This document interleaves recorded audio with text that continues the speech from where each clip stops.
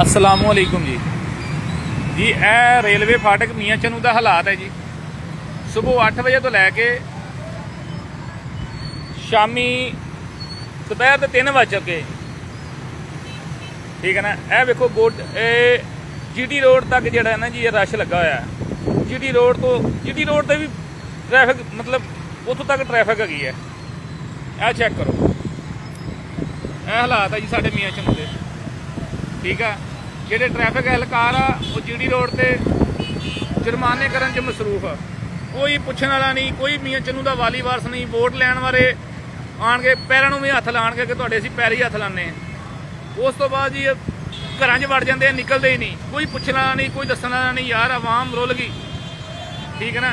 Underpass ਪਾਣੀ ਦਾ ਭਰਿਆ ਜੀ, 3 ਦਿਨ ਹੋ ਗਏ। ਇਹ ਅੱਜ 3 ਦਿਨ ਤੋਂ ਹਾਲਾਤ ਇਹ ਆ ਟ੍ਰੈਫਿਕ ਇੱਧਰ ਫਾਟਕ ਦੇ। 3 ਦਿਨ ਤੋਂ ਆਵਾਮ ਰੁੱਲਦੀ ਪਈ ਹੈ। ਅੱਜ ਸੁਬਹ 8 ਵਜੇ ਤੋਂ ਲੈ ਕੇ ਸ਼ਾਮ ਦੁਪਹਿਰ ਦੇ 3 ਵੱਜ ਚੁੱਕੇ ਆ।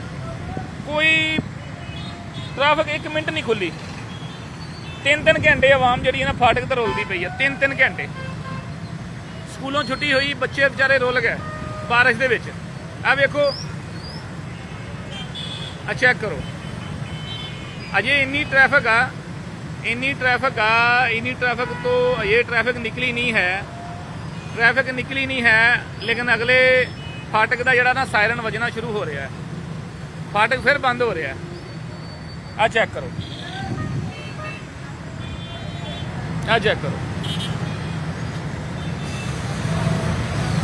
इधरों बोदले की कोठी तक रश। बोदला साहब भी आराम फरमा रहे हैं ते बाबर साहब भी आराम फरमा रहे अपनी कोठी दे विच। रोलदी सिर्फ आवाम पई है बस।